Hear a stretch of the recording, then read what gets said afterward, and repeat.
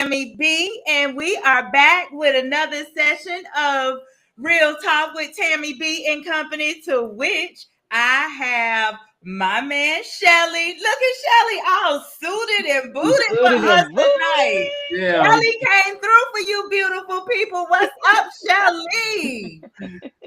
just showing up, trying to show out. That's all.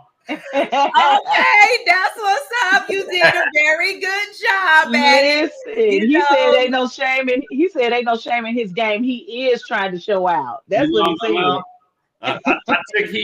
I took heed to you two earlier this week. He said, I got something for y'all. Yeah, right. Shelly, like, watch me when I walk through. So that's what Right. Shelly did. He said, I'm walking through, y'all. Look at me. I loved it. I loved Hey. And it. look, we so happen to be matching. You would have you know thought what we I'm sent saying? the memo out. We both Yeah. have on blue tonight. All I right. Come love it. through. Okay. Come through. And yes, we got my girl, Cola E. the Great, back with us. What's up, Cola? Hey, people. Hey. I'm back. I'm Yes. back. Yes, we are glad to have you back. You missed last week, girl. Let me tell Yeah, you. no. I discovered, first of all, we know there are two things that separate people: religion and politics. Those are the two things that will separate people real fast. And I think I found myself on the other side of not being the favorite person by a particular individual last week. And my whole thing is I just was talking, but hey, I was told, Tammi, I like you, but please stop. And I'm like, really? So that's what Uh-oh, we sorry, do. y'all. Yes. So yes, I was on the other side of that, but I'm back in the driver's seat where I have you as my buffer tonight. So what's going on with you, my love? I'm good, hon. I'm good. I am good. You have me back in the as a buffer. You mean in the hot seat? In the hot seat. I got you in the In the hot ho- seat. in the hot seat. In the hot seat. Okay. The And antagonist. okay, look, to throw the rock and hide your hand. You know how. Uh-huh. Yeah. Yeah. Yeah, I just stirred the pot a little bit, and then Uh-huh. yes, but no, welcome back. And so, to my viewers, um, my girl Sheila, this app that I use is not user friendly, and so she's having a difficult time joining, but she is trying. So we're hoping that she gets it situated so that she can be a part of it, because I know the conversation that we're having tonight, there's plenty value that she can have add to it. And there's actually a presentation that she did that I would prefer she share it with you guys and not me. So while we are waiting for her to join us, so let's talk about some things going on, shall we, my company? Oh my goodness, girl, it's a Oh, lot. girl, you Listen, throw one at me, and I'll see if it's well, on my list. here's the thing. I know what the topic is, and I started to send you a text like, Tammy, maybe we should put that off. It is so much going on right now with these new executive orders, and I mean, it's a lot of stuff going on. I want to hear what Shelley has to say about all that stuff. Well, All the federal workers and contract workers, and I have I know I just opened the door up for Shelley. Well, let me say one thing. I personally know my cousin who is a federal contractor. Her contracts have been cut, period. She's not even working right now. This was effective immediately, and she's not even working. She's trying to figure out what she's going to do because she is a black contractor with the federal government, and this is her bread and butter. She has a mortgage. She has, she's by herself. She's single. She has a mortgage, and she has all the other utilities and, car and insurance and gas. Like, this is her bread and butter. And it's directly affected her already. It's doing what it's supposed to do. and when you say what it's supposed to do, like, so I know some things, even though he signs, but it's supposed to go to the Senate and the House and all that stuff. So some of these things just go straight into It's place. effective because the what is it, DEI? Oh God. That's already in effect. Yeah. But you know me, because we're the least affected by that. That policy. If you looked at the numbers and the stats, it was basically put there for white women, and that's who it affects the most. Yeah, because You know, they have well, but what about the what about the other minorities well, see, and then that the minorities like the Asians and stuff, it does affect them. It yes, does, and but us, it no, does. well, everyone is visually affected, but we are last on the percentage wise of who is affected over the history.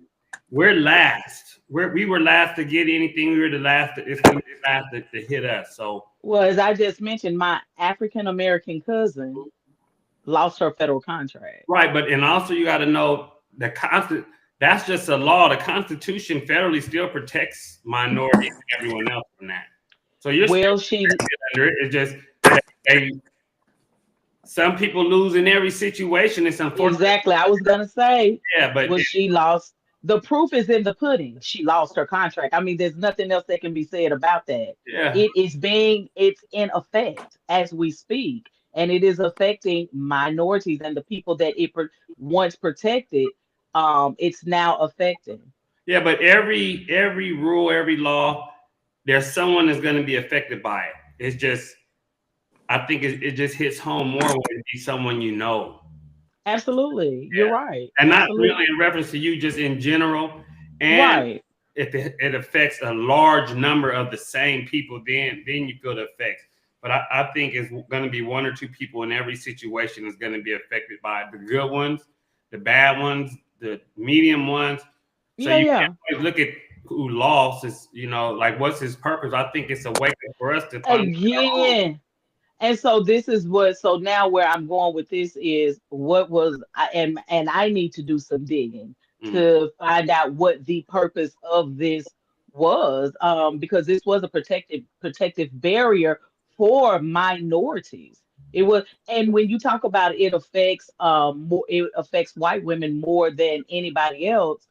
um we're still in that minority group, so we're still going to be affected because we're still in the minority. I mean, we're in the minority group, and of course it's going to affect white women most because they are the majority. When they're the majority, so it's going to affect them the most. It's going to affect whites the most anyway because they are the majority in the country that we live in.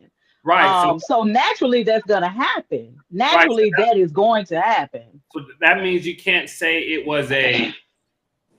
I don't want to say a racist. Like we can't say it was a personal attack on minorities. No, no, no, no, no. I'm not going to say that it was a person. Bigotry or that's all I'm saying. It wasn't a personal blow to us, or it wasn't a form of racism or white supremacy or any of that. It was just that needed to be What made.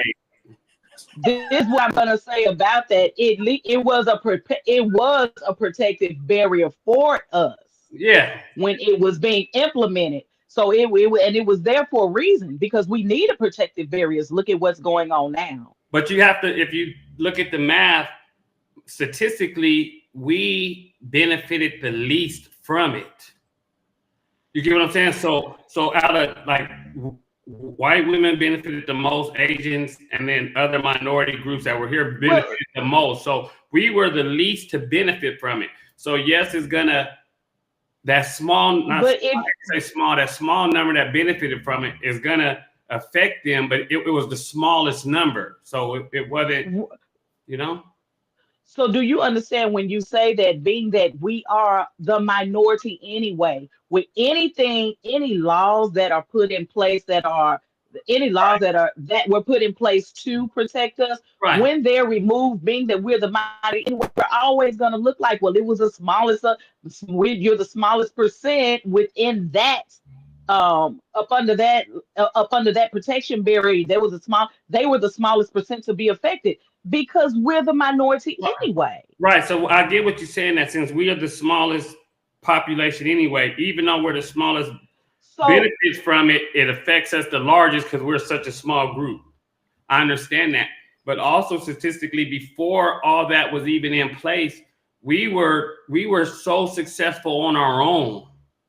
We had our own stuff.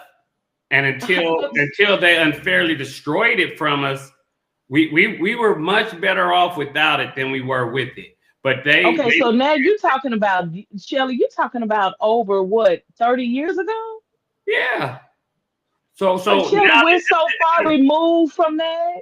exactly. So now that we're in a position, we have more of us with money, more of us with companies, more of us with education. It it only opens the door for us to start our own, which we should have Not did. Then. necessarily. It does open the door for us to start our own, but we have people whose lives are being halted ASAP, right in the middle of living life. Agreed. Can they regroup that quickly? You got some people that's getting ready to hit rock bottom. No, When you talk agreed. about when you talk about people who have federal employment, and not just federal employment, but these nonprofit organizations that employ people, owners of nonprofit organizations, when you talk about just what we're talking about, Walmart, we're talking about Amazon, we're talking about Target, we're talking about uh, it's affecting everything. Right. No, I agree with And you 300%. And I think I don't agree with it. I don't believe it's going to be beneficial to us. I'm just saying it happened. It's out of our control. So now to me, I look at it as a chance to destroy it and rebuild it the way we want it, because there's nothing we could do. So it's time for us to take our future as a people and put it in our hands instead of depending on anyone for it anyway, because we're just as educated. I won't say we all have the wealth, but there's enough of us with the wealth that we could do it ourselves, and I think we've been dependent on them too long anyway. If you go to any town, there's the truth, I agree with you on that. town, there's everybody got their town but us. So I it's agree. up. It happened, but I think the light at the end of the tunnel is now it's our turn to get our own, and they're going to suffer the most, because once we do rebuild it in our benefit and on our behalf, most of their stuff came from us anyway. So that kind of is a shot, and they shot themselves in the foot. It's true, but what do we do in the meantime? I agree. I totally agree 100%. I feel like we were too dependent upon them anyway. But at the same time, with the way that the United States works, we needed that protective barrier. We needed that, Shelley. There No, was a lot of us that couldn't. We needed it to get. You say we have businesses now. We're more educated now. Well, guess why? Because we had a protective barrier that got us through the door. right. So now that we got through it, I mean, at some point we should have wanted to do it, right? At some point. And whether we did it 40 years from now, 100 years from now, there's going to be a group or population of people that's going to be hurt. Like, everyone can't win all the time. But It's not about winning. no, I'm just It's saying, basic survival. right. So I'm saying everyone is not ever going to survive everything all the time. So it's always going to be a loser in every situation. But at some point, we have to get our own, and we have to do it.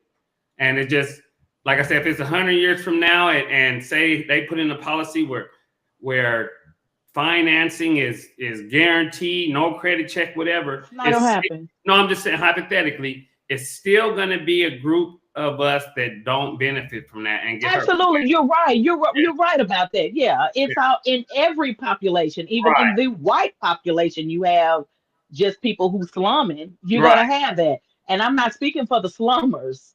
I'm speaking for the people who are really trying to move, trying to get it, trying to move forward in their lives and create generational wealth and No, I lift their community. agree. Those are people that I'm talking about. No, I'm I not speaking for agree. the slumming. Yeah, I agree 100%. But once again, once again, stuff is valuable because everyone can't have it. Businesses thrive because everyone can't have it. So there's going to be a loser in every situation. There's going to be Understood. Understand that. there's going to be a small business that's struggling and a father started it and his family's depending on it, Right. and the business Right. didn't work, and or a grant wasn't honored, or whatever the case may be, and people are losing their jobs, homes, etc. That's inevitable, and I think it pushes us, it slows us down when we focus on that. Because I like when you're on an airplane, they say save you first and then save the baby.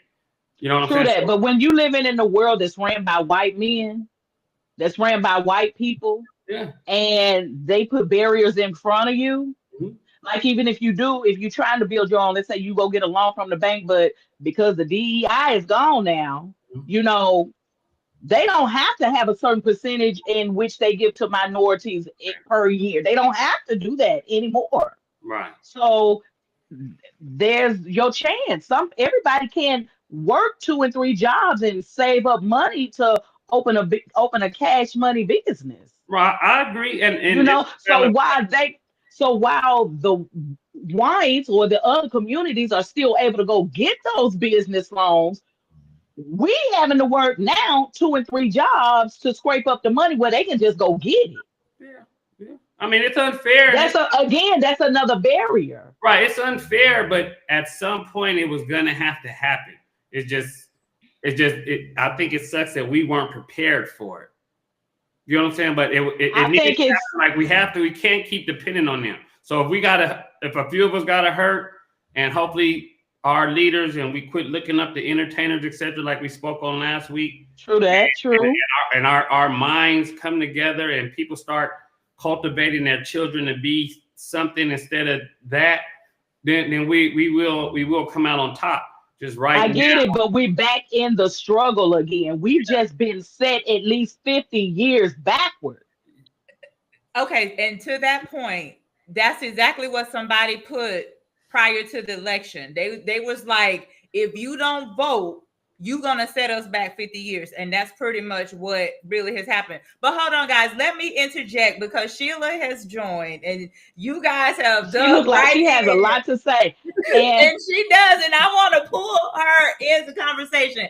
And so, again, to my viewers, I thank you all. Now, the topic is Maslow Hierarchy of Needs, but as you guys, as you can see, life is lifing, and there's some things that are heavy on the hearts of people right now. So, if the conversation shifts, one thing I believe in being fluid in life and just going with the flow. So, we're gonna try to get to that because that's a very, very important topic. However, we also want to acknowledge how you all as people are feeling based on things that are going on and have these talks. So I do want to take a moment and introduce my friend of a couple years now through work. We met through AT&T. She was the company I work for. She was a speaker at some of my events. She's in project management and stuff like this. And she has brought some phenomenal events to my corporate job. And so I knew she would be a value add to the Maslow chart. However, I got a feeling she's going to be a value add to this conversation. So I just want to read her bio. And Sheila, if we don't get to Maslow tonight, we're gonna bring it back. We're gonna bring it back because she put a phenomenal chart, even walking through Tina Turner through the Maslow chart. So you guys really want to see that.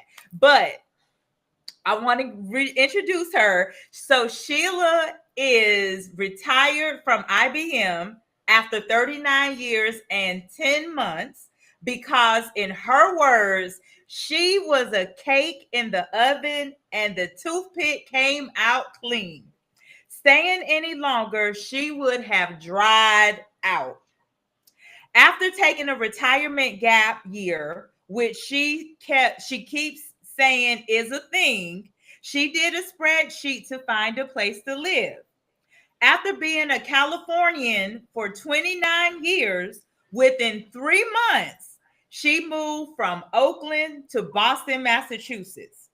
No, she did not know anyone there and had not been to Boston before her house hunting trip.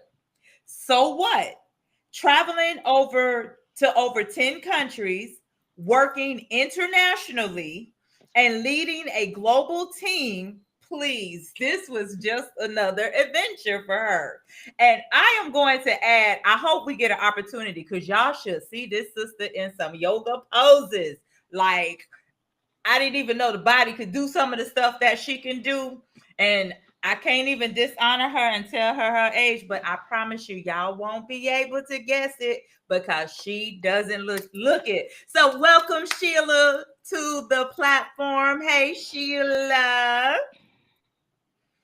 You can come off mute and join the conversation with us now, my love. Riverside is giving her the hardest time. Hold on, let's see if I can unmute you. Hold on, let's see if I can. Okay, yeah. You unmuted. You here, girl. You're here. Okay. So welcome, welcome, welcome, welcome. You are welcome. So now, go ahead. I was gonna say, no, it's okay to tell my age because it's relevant to this conversation. When you said I am 66, so when we talk about this has put us back 50 years, it's put us back a little bit more than that. With some of the latest laws. I think the biggest thing for me is Mango Mussolini is doing everything he said he was going to do. All you had to do is look at Project 2025. And a part of the key thing that he's pulling out is he's now a whole attack on DEI, saying no one needs any kind of special advantage or special treatment, which has been echoed by the tech bros. Mark Zuckerberg saying, we need more masculinity. And you've got Elon Musk saying all this crazy stuff about American workers aren't smart, but it's pretty much dismantled. So in addition for us trying to rebuild, we also need that political engagement. We need to be engaged to get the people we want elected. Actually, you're not Shelley, because there's not a lot of us. There are not a lot of Black politicians there.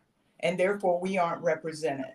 And that's been, we got to figure this out, but we also need to be engaged in a process so that I'm trying to be nice, these idiots don't keep making laws where they haven't thought through the whole thing, which they haven't, which is what they keep doing now. Oh, well, we're going to rescind the freezing all the social payments. Oh, but we're going to offer people a chance to resign. And then now companies and everyone else, they're all afraid of their DEI. It's crazy. It is absolutely crazy. But it actually all fits in with Maslow's hierarchy of needs. Yeah, because that is being challenged right now. Everything that you all are talking about will challenge that. And and it's interesting for you to for you to mention that he says that American workers are dumb, but yet you're deporting the immigrants. And I'm not saying everyone should be here, not saying that. But what I'm saying is they're doing a lot of jobs that Americans don't want to do. Yeah. And the other part of that, offering the federal people to resign. And Tammi, I know you've seen this, is back when IBM first said, you know what, we'll pay people to leave. This was back in the late 80s. We'll pay people to leave. Where they messed up is the good people, they left because they knew they could get another job. They knew they could do other things, and it provided seed money. The same thing's going to happen with this stupid program of asking the government employees to fork in the road. Which one do you want to take? We'll give you 8 months salary. They're doing the same thing. The good people, the smart people, the people that know what's going on, they're going to be the ones to lead. And then you're still going to be ended up with the people that can't proofread for M&Ms. Companies have seen this. Companies have learned this. But when you look at what he wrote and what Elon Musk wrote for people at Twitter, now X, basically the same letter. And I know people who left Twitter, same thing. Shut up. No, right. I'm learning here. Keep going now. No, listen, this is real talk. Let's give it to them real and raw. It is what it is. It is what it is. So I think that okay, then for me, the other big thing people have missed are the billionaires supporting Trump. You have Elon Musk, David Sachs, and Peter Thiel. Billionaires. They were all billionaires. Yes.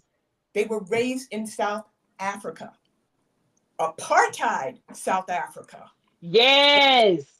And that is the part where people need to kind of like, uh-oh. And then Elon Musk doing the Nazi salute and then saying, no, that wasn't what it was. Don't piss on me and tell me it's raining. Come on.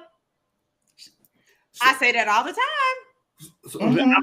I'm gonna add to what she said, like, and we had the discussion last week. Like she said, we don't have the people we need in office. Yep. So Yeah. at some point it has to start. So here's our starting point. We are deep enough as a people to vote and get the people in there. So that's, we have to do that. And as long as they were spoon feeding us, too many of us were happy, and it wasn't a priority. So now maybe majority of us will wake up and get to getting involved in elections that matter and will affect us. There wasn't a, I don't think that there was a spoon feed. Well, I mean, Again, that's the reason why we have this. This is the reason why we're where we are to this point at this day. It wasn't a spoon feed. Here's the thing: we just lost the mission. Let me tell you, we stopped. It was a spoon fed because even under that law, it was only like 10 or some percent of the workforce had to be minority. So that's just a spoonful amount of the workforce. So that's why I said it didn't matter to us. And then a prime example, even our guest in her journey, she's done all this on her own. It could be done. It's just hard. You don't think that DEI helped her? You don't think that DEI helped her at all? Well, I can't say whether it helped or not because I don't know her journey. But I know me, it didn't help me. It's helped all of us. Anybody that's working in corporate America, it has helped. I built my own business by myself. I never got. You're not in corporate. You're not in corporate America. How am I not? I mean, you built your own business. You have your own business. Anybody who is employed. Right. And I've had under 3 of my businesses, I've had almost 30, 40 employees before.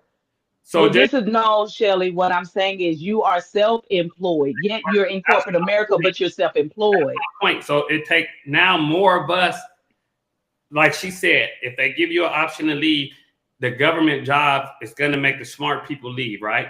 So if the government fails over that, that's capitalism. So hopefully the smart people will start their own company, and it's absolutely itself. It's not going to crumble, or we're not going to be back in slavery no more over it. It's not going to happen. It's impossible. What's going to happen is the smart people will leave. It'll take a couple years for them to build up their businesses, and we'll be in the lead. Hopefully, if our smart people take the lead. So it's messed up the growth period, but growth is always hard.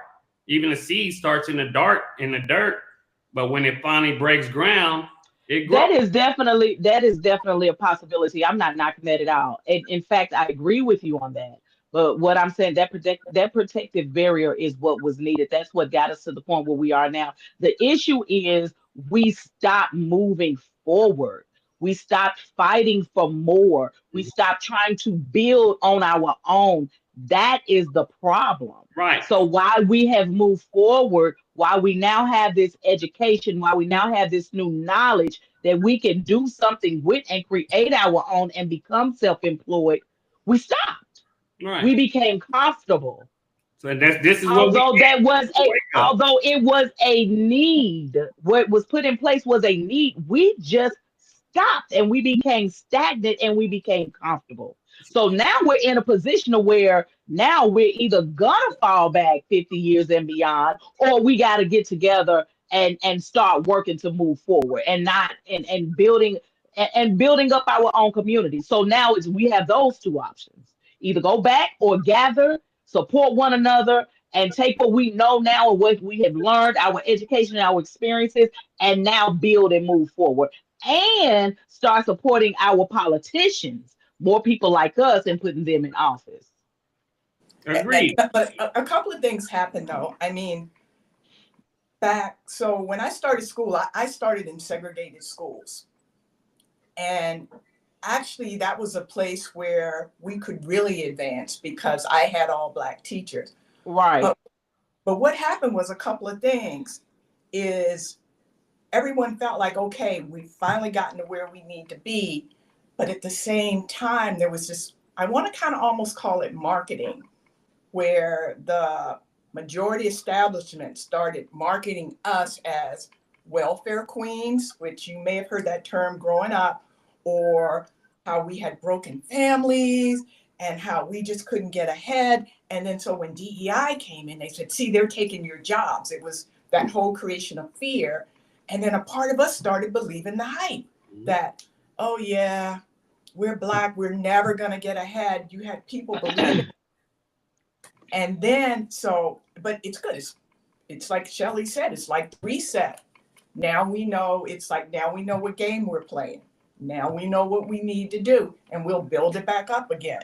It's just exhausting going through cycle after cycle. Exactly. Every time Yes. we got this. And to your point, you said something that's real powerful there, because ultimately the mind has been controlled into thinking Yes. poverty. It's been controlled into thinking that we're less than, oh, we'll never get ahead. And that also could be out where people became complacent. I just recently heard Taraji. She was on a platform, and she made the statement. Somebody asked me, "What's my best performance?" And she said, "The next one." In other words, what she's saying, it don't matter that I reached this status. I need to keep moving forward. Right. And a lot of Right. people find, okay, I've made it here and we're supposed to stop. But ultimately, when you really understand life the way that we really are supposed to live it, you don't stop.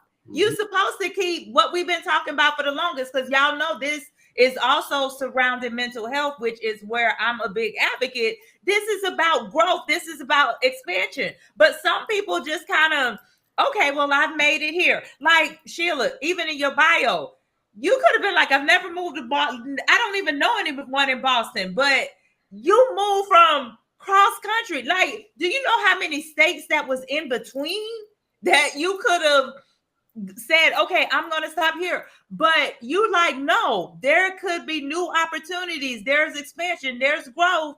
And now you're happy as a bee in a honeycomb right now, because you're in a new place. You didn't stay where you could have, where it was comfortable. Leaving your job after all those years, the same thing. And so that mind is so powerful in this. But And you know what? It really does tie into those hierarchy where first you just need to have food and water. yes. Everybody wants to be happy with food and water. Then the next step is you have housing, some money coming in, and you feel safe. So if I think about us coming up from slavery as a people, after coming over on them ships, we were just happy to have food and water. And then you get to the plantation, you got a little bit of roof over your head, but we were not safe. For centuries, we were not safe. But once you have food and water, once you feel safe, and you've got a house and you've got some money coming in, then you can go up to, do I have love? Do I have family? Do I have a network? Do I have support? And then, if you look at 40s, 50s, and 60s, we were finally starting to get those things. And then it was like, okay, I got these things. What do I really want to do? And then that's when you did have Black Wall Street in Tulsa. You did have all of these politicians. Growing up, my dad's frat brother was in the House of Representatives representing Virginia. So I grew up seeing that. The mayor of Newport News, a family friend, she was Black. So I grew up seeing all those things, all those images. And then that marketing started coming in. Oh, the Blacks. I'm sorry, back then we were Negroes. Right.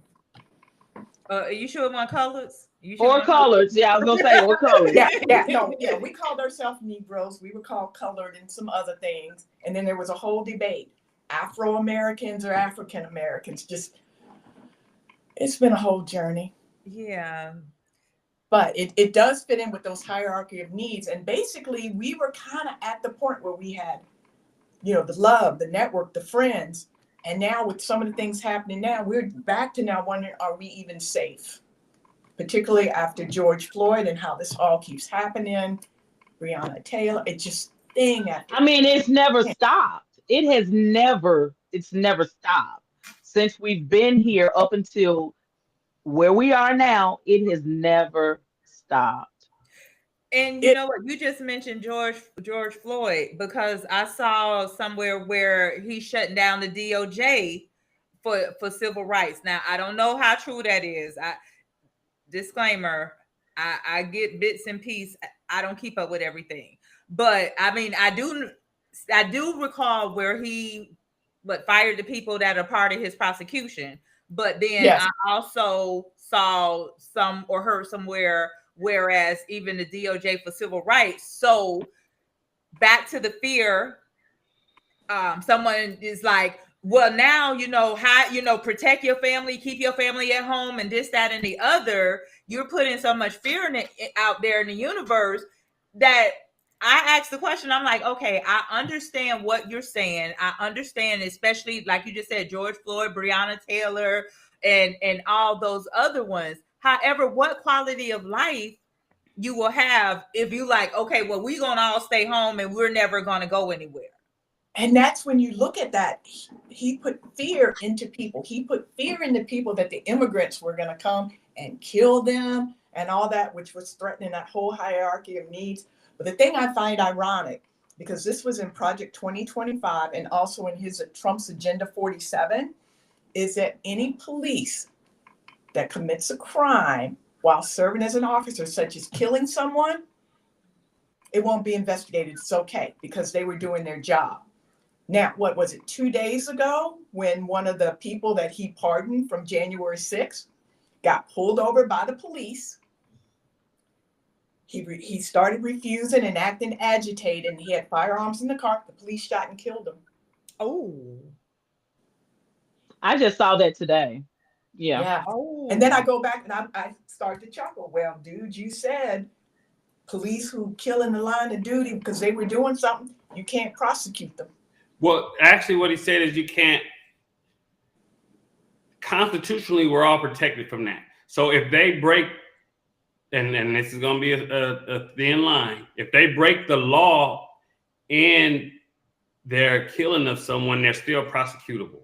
But if it's done by law, you can't prosecute them civilly. That was the law. You can still prosecute them legally. You just can't go after them civilly.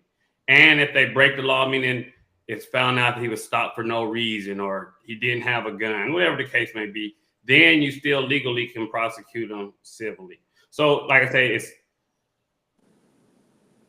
it's messed up for the crooked cops to find a way to break the law, but it helps the good cops whose families were destroyed in the line of duty. And this is going to be one of those, because it really was the line that they pulled him for. It was something wrong with his license plate. Mm-hmm. Yeah. So that under the law, whether we agree with it or not, he had a right for the stop. Now, what happened after or how it escalated, because I'm not familiar with the story, I don't know whether he white or black. I'm just curious. Oh, he was white. It was right. It was like January 6th. Oh, okay. Well, so then, so what? We mad at that too? No. She's like, oh, look what just happened. Right. What she's saying is it's affecting them. Exactly. And that's what I said. But then again, I kind of feel like, because I was watching a thing on Trump where he was talking to the owner of John Deere, and he was like, I love your product, but if you go to Mexico and build, we're going to charge you a 200% tariff and you won't make no money. And so to me, and I said this before, I think what it's going to boil down to is the slave masters fighting each other, and they need to. Okay, I got something to say that I want to say on that. It's going to turn in. You're exactly right. It's going to invert and turn in. It's going to turn in on them. That's exactly what's going to happen. And you can see it happening now. You can see it with Elon Musk. It's getting ready to explode with Elon Musk and Trump. It's getting ready to explode. You can really see it starting to teeter. Yeah, and what I want to even wonder about that, like a lot of corporations have outsourced positions. So what does that look like? Are you going to keep those positions outsourced, or are you going to bring them back? Are you going to tax these companies that have done that? That's exactly what He's going to. he said. He's going to charge a 200% He's tariff, going to. where we'll shut your business down if you outsource. They're not going to make any money. They have no choice but to bring it back. Yeah. And he said, which I agree with. I agree with that. That's one of That's one of the things that I'm not agree hating on with that. Trump. But listen, I want to read the comments. Y'all know I want my viewers to be engaged as well. So someone put, I agree with that. It never stopped. It was just hidden. And because of social media, we are learning that our people in parts of this country that are still being treated like second-class citizens. And I think we can all agree with that. And he was probably talking about the guy. He was probably set up. There was no way they didn't know his whereabouts, allegedly. What was that about? I'm sorry, guys. Can anybody? The J6 person that got shot by police. Yeah. So, but and to this conversation, you guys did hear that Miami is kind of being made ground zero for the deportation. Did y'all hear anything about that? I think the governor vetoed that though. Okay, he And did. we're gonna see what, but I mean, we're gonna see what happens with that. We're gonna see what, because I know he's not just gonna veto it and then that's gonna be it. There's gonna be some type of backlash, something. We just need to see what happens with it. DeSantis is still governor down there, right? Yeah, no, it was something else weird about that because I looked it up. But the other thing where the media screwed us up, they said, "Oh, Colombia bows down to Trump's tariffs." No, all the president of Colombia said was, "You're not going to bring them here on military planes in handcuffs. Treat them with dignity and respect." Right. Trump threatened the tariffs, but in the end, the president, all he wanted, so now they're going to be flown in on commercial planes. But then the way the media portrayed it, oh, Trump's tariffs. No, Colombia needs us. And that's the part where we don't get that truth in reporting. And so you get a segment of the population say, yeah, he's doing tariffs and it's working. Trump threatened Colombia with tariffs if they wouldn't accept their yes, he did. Touch them people back. And what the president said is, I can't force people to stay in a country that doesn't want them. I just ask when you return them, you treat them with dignity and respect and not put them in a military plane in handcuffs. And that's what we said, okay. And just the cost of that commute back and forth alone, like as many people as that's going to have to take place for, okay. But look what we're paying them now to be here for free. We're paying them to be here. And we're listen, that is another, I support Trump in that. For the illegal immigrants, I support Trump in that. I support it. Listen, just because I don't like the man don't mean that that I can't recognize some of the good decisions I think he's making for the country. You know what I mean? I'm not, we have to be mature about this. That's true. I don't agree with everything that he's doing. I don't agree with everything that the Democrats represent. But when they are doing good things for the country, we do have to recognize it. I mean, we have to be mature about this. I support Trump in that for the illegal immigrants, not just immigrants, but the illegal immigrants. Yeah. Okay. All right. So I enjoyed this conversation, and I do want to still have that conversation about Maslow, because it's interesting because a lot of people do not know about the chart. I want to see if I'm able to share my screen so Sheila can chart. Hold on, we got a comment in the chat. There will be no deportation. They need to fill all the new prisons being built. This is a continuation of neo-colonialism. We are the colony within a nation after all. And I'm gonna say something to that. I just was looking up when Hillary ran, when Barack ran, they said the exact same thing. They said we need to get rid of Barack Obama deported over 1 million people. It just didn't make the news. So that's the agenda of every party. Just they make it, since the news doesn't like Trump, that they make it a negative thing that he's doing. But that was Hillary's campaign speech. That was Barack's campaign speech. Was they don't want illegals over here getting ahead of the ones that been in line doing the proper paperwork to get here. And so they're just making it a big deal. They're making the same thing that's been happening, putting the emphasis on it right now. Well, somebody actually said that it did make the news. So I guess that was part of it. And then also, and it was added, then he should be looking at European illegal immigrants too. I think, and I don't know because I'm not there, but I think everyone that's here illegally is who they're getting. So when they go get 1 million or 1,000 people that cross the border, they were, as a matter of fact, it was on the news that over 60% of them weren't Hispanic or Latino. They were coming from third world countries everywhere. It wasn't just all them. They were coming from everywhere.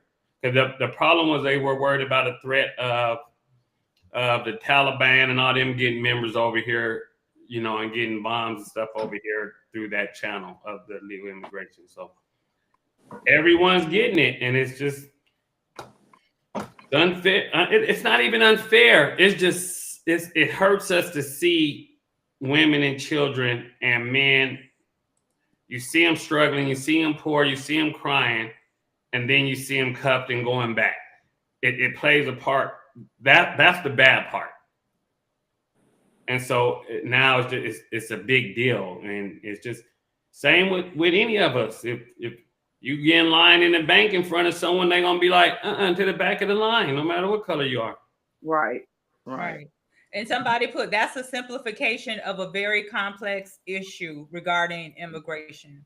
And I feel we can go on and on with this. I want to try to see if I'm able to share my screen, because I want you guys, and Shelly and Cola, I want you guys to chime in as well on this, but I want to allow Sheila to walk through. That had typos in it and stuff. Girl, we are not paying your typos. Listen, any attention. That's right. Listen, we are imperfectly perfect people. We're gonna make mistakes. That's what we do. But I just love. Are y'all able to see the PowerPoint? Mm-mm. Okay, hold on. Let me try it. Okay, this is what I want to share. Okay, are y'all able to see it now? Yes. Yes. Awesome! Woo! Okay, so Sheila, do you see? I just did this for you to give you a whole bunch of background on information on who this man was. The big thing for me is you get people that come up with the theory and they start talking about stuff and you realize they've never lived it. It was just the fact that he was poor, his parents were immigrants, he could not stand his mother, and she was kind of a mean, nasty woman. Okay. Now. And then these were kind of important, but it was like he started, I believe, trying to be an attorney, didn't like it, and then went and started studying psychology, got married, had a baby. And my picture is in the way. There we go. And so what he came up with was, in studying psychology, he noticed that they always just wanted to put things in buckets. For this problem, you do this. For this problem, you do that. For this problem, you do that. And he felt like it wasn't really organized. It wasn't really a way to make it meaningful and not a good way to do therapy. So he came up with the hierarchy of needs. And that first one is the physiological. You got to have food and water. And then your safety. You got to feel safe. You have to have a house. Or a home or a roof over your head. Then the next part is social. Do you have friends? Do you have a network? Do you have love? Once you get those first three things, then you can start doing things that's like, okay, what What do I really want to do? What brings me to my self-esteem? Those types of things. And if you look at any kind of situation, like the Jews in the concentration camps, or as I talked about earlier, the enslaved, you don't have that safety. So you stay at those lower levels. But once you somehow navigate to a space where you move up from safety, it's all good. Go to the next one as I try to remember what was on here. Ah, This was just for you. Okay, next. okay. So here is a real breakdown. Go for it. I think I already covered most of those. Yeah. But so But some I'm gonna let's see. I want people to kind of see it a little bit. So and these are like the different categories, right? So when she mentioned the physiological, that is your breathing. And look at this word here. Cola, you and I, you was like, yeah, the chart has sex. So Cola, anything you want to add to this? Because I know you're gonna be leaving us soon. Yeah, I mean, it was just, like I told you, I'm very familiar with this chart, and it is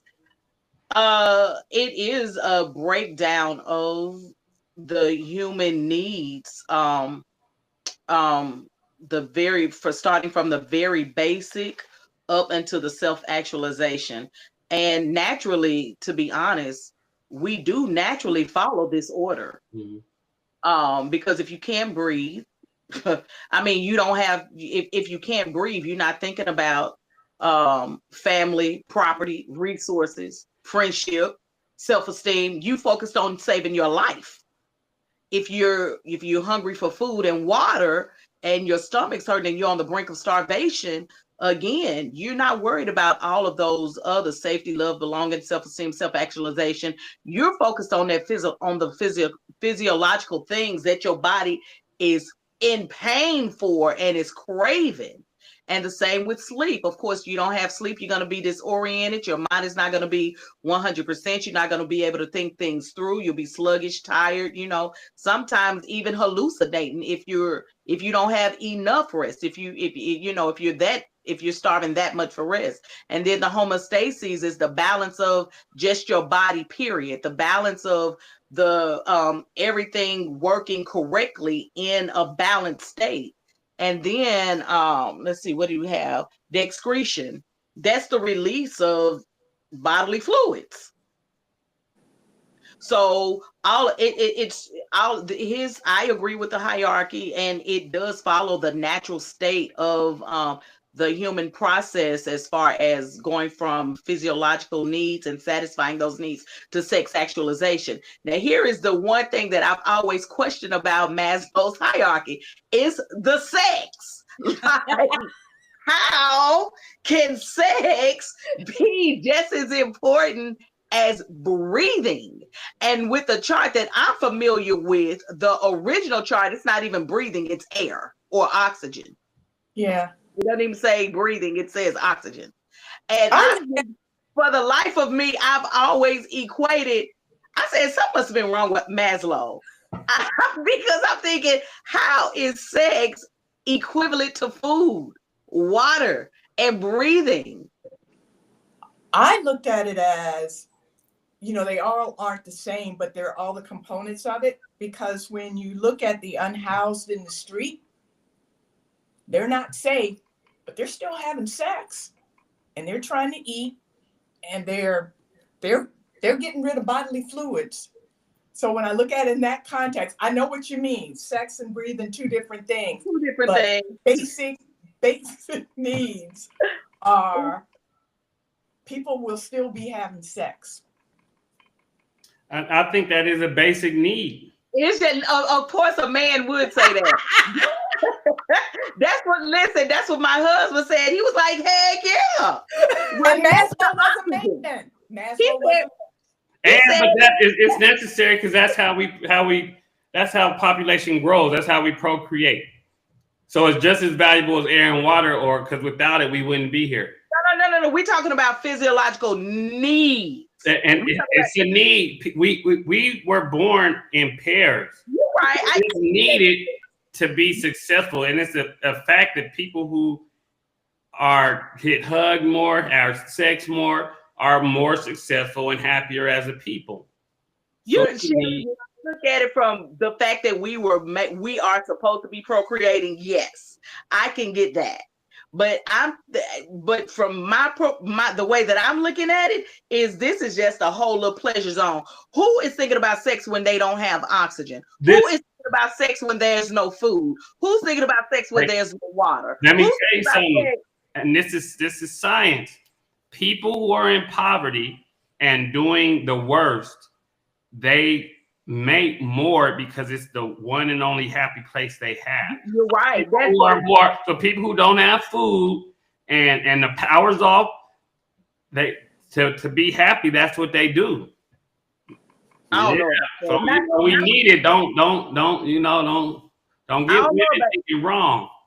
I don't know about that, Shelly. Not when you starving. But I mean, if you look at the places where people are procreating the most, they're the poorest areas, because that's what they need to feel good. They want to feel good, and when they look at their surroundings and they look at their stomachs empty, or are they creating on purpose to have more helping hands? No, men and women like sex. Basic needs. No. It's not saying that they don't like sex. It's not that they don't like sex. Is it a need, just like oxygen, food, and water? Yes. Oh, okay. And let me tell you, and not tell you. Y'all teaching me something tonight, because I have never been starving when I am hungry and saying, ooh, and I mean, sex just don't cross my mind. I guarantee it crossed your mind. It just wasn't important at the time. No, it didn't cross my mind. It didn't cross my mind. Hilarious. So, listen, I guarantee. Well, I know this. The times I struggle, and I've struggled. I sure wished I had a woman with me to make it better. A woman or sex? Well, when a man says a woman, he don't mean I just want to cuddle.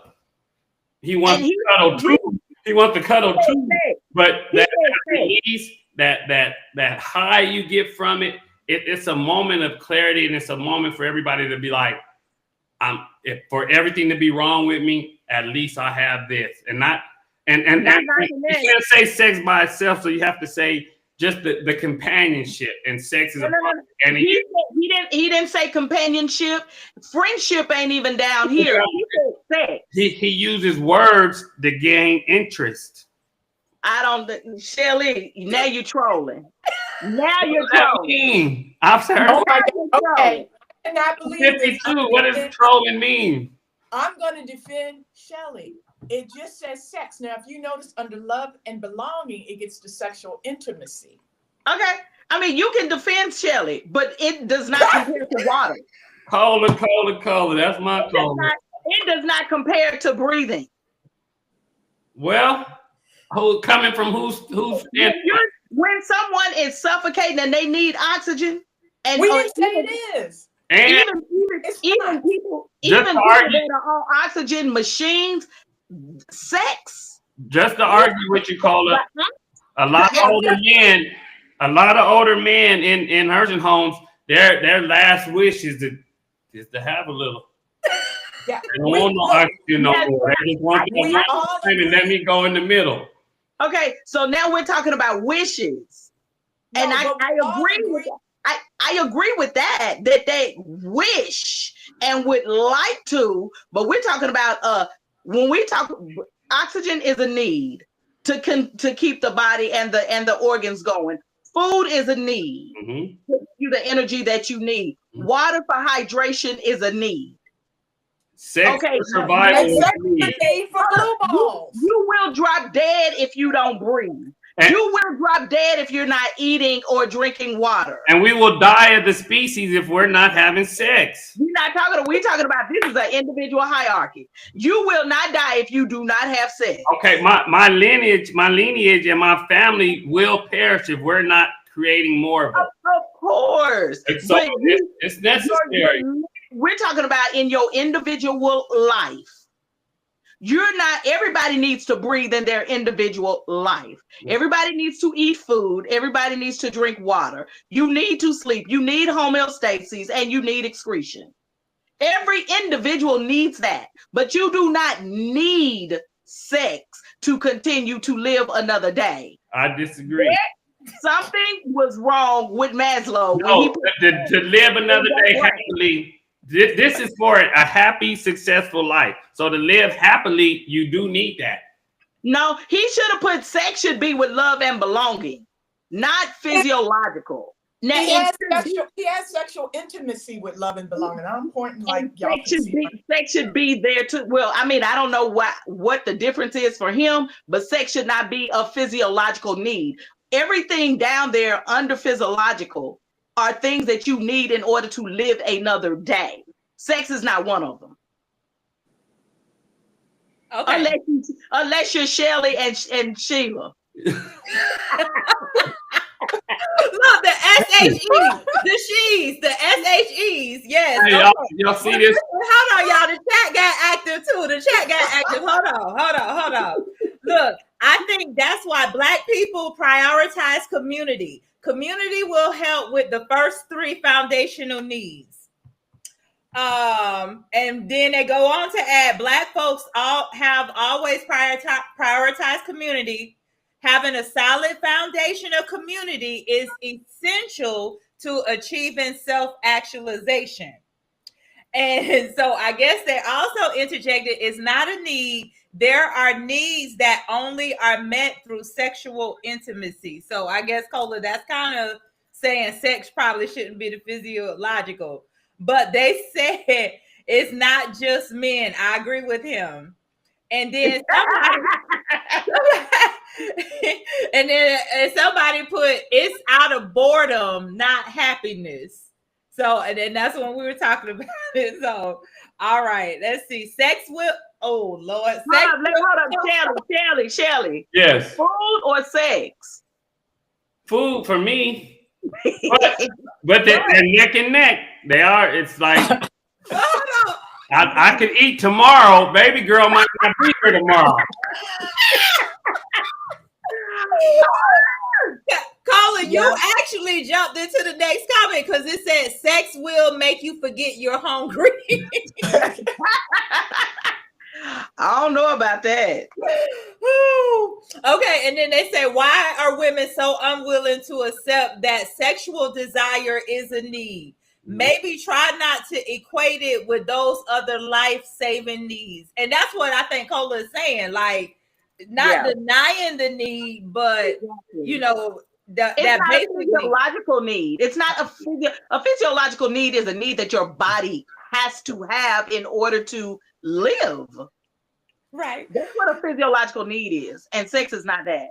But again, unless you're Shelly or Sheila. And look, somebody put, if you hungry, you can't even focus on it. Thank you. Can you even get an erection if you are starving and on the brink of starvation? Will it even get hard?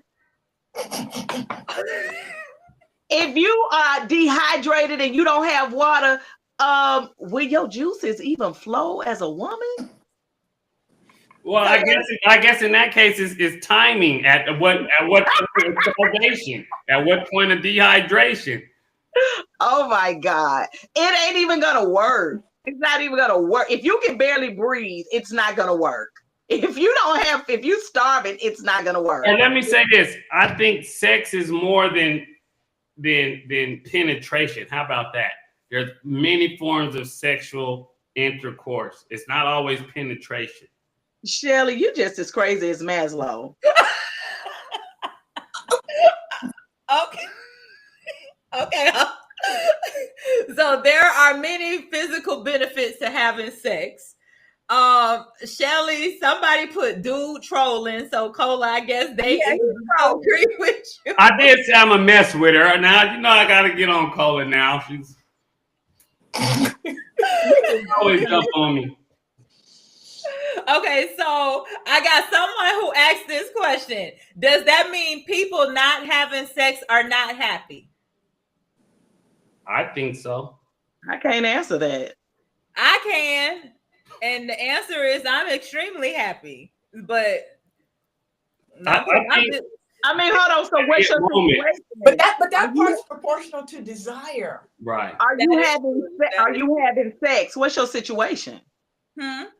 I said you said you are, but you are to what? Are you having sex or are you not having sex? No, I'm not. But I'm happy because I'm in alignment and I'm in connection with my spiritual being. So that keeps me in a happy place. But I bet you are happy at times, and then there's times as a human, and when you get into bed at night, you want someone there. You probably still happy, but you can be happier if like I don't know, but I think everyone desires intimacy. Absolutely. But Yeah. I mean, yes, it's a desire, but at the same time, right now, I guess it depends on where people are at. And when you're on a certain level and you're trying to focus on certain things, it goes back to I like to bring up Napoleon Hill when he talked about in Think and Grow Rich. How do you channel that sexual energy? So right now, my energy is more focused on what I'm doing, growth elevation, this right here, and expanding consciousness. So right now, it's not a focal point. But let me tell you, and I'm not saying this is you, but and I think women have this bad. They always try to say they don't need sex. It's not a focal point, blah, they blah. But they got a drawer full of toys. No. So, No. no. No. Yes. But That's why I said I'm not saying you. I'm just saying, yeah. like there's one person in every situation. We say this every week. There's one lottery winner. Somebody's always the exception to every rule. One But exception. in general, and majority of women who claim they don't have sex and don't have men have toys.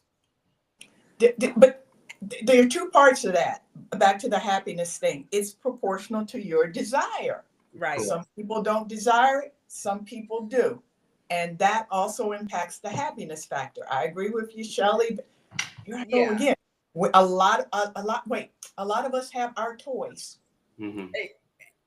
Listen, I'm on the physiological, the safety, and the self-actualization journey. We'll revisit that, and I'm happy along the way. I'm proud to say that I am happy in my look. I wasn't gonna even talk about this yet, but Red Man, I got a whole read up that I'm gonna do for you guys. Red Man is 2+ years into celibacy, and he says it's the best decision that he has made. And guess what? He hasn't died. And everyone on the internet says everything they're doing is the best. No one's on the internet saying my lights is off. Everyone's living the time of their life. It's people fasting for 90 days, stomach growling, and they saying I feel the best. And you weeping like come on now. Shelly, you are such a butthole when you want to be. I'm just saying. But that's what I love it. I love Shelly, you real and raw, and I love it. But hold on, because I saw this and I chuckled. If I'm lost on an island, last thing on my to-do list is trying to find something to hunch on. Thank you. Do y'all ever watch Naked and Afraid? I have watched that. At your house. They not trying to screw each other? Huh? Are they? They in that? I don't believe that. Now day one of stuck on the island, or they are trying to survive. Hold on, I'm telling you what you're wrong. On Naked and Afraid, all that. Before the end of the season show, there's always 2 or 3 that paired up. I don't know about it. They was looking for some. They was hunching. okay, Shelly. But